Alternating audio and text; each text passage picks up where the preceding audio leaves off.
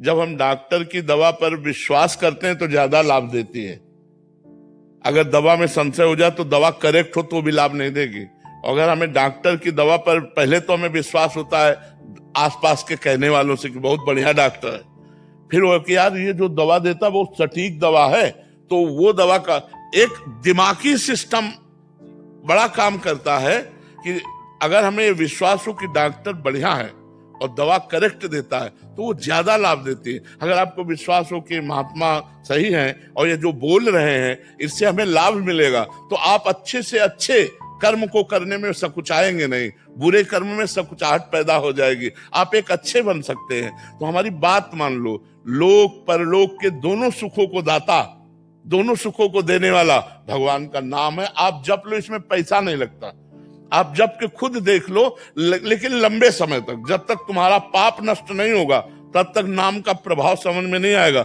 और जिस दिन पाप नष्ट हुआ नाम का प्रभाव समझ में आया, आनंद ही आनंद रहेगा, इस लोक में भी और परलोक में भी। यहां भी तुम्हारी कामनाओं की पूर्ति करेगा नाम, और परलोक में भगवत प्राप्ति कराएगा, और बिना पैसा का।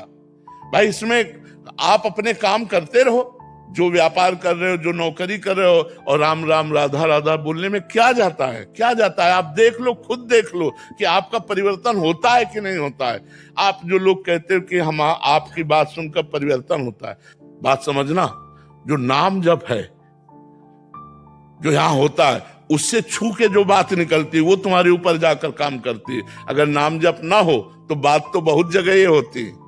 इसलिए हमारी बात मान लो, नाम जप करते रहो, उठते बैठते चलते फिरते तुम्हें निर्भय कर देगा, निश्चिंत कर देगा, निशोक कर देगा। कोई कामना ऐसी नहीं जो पूर्ति ना हो जाए। हम कह रहे हैं इस लोक की और परलोक की सारी सुख सुविधाओं को देने वाला कोई और भगवान देता है। इसलिए बिल्कुल आप बोले वो राधा राधा राधा, इसी से हो जाएगा, सब कुछ हो जाएगा। आप करके तो देख लीजिए, राधा राधा राधा राधा। और अगर आप इस लोक और परलोक में सुखी न हो जाए, इसी जीवन में, जैसे आप माँ से पैदा हुए, जैसे हम माँ से पैदा हुए, जैसे आप इंसान हो ऐसे हम इंसान हैं।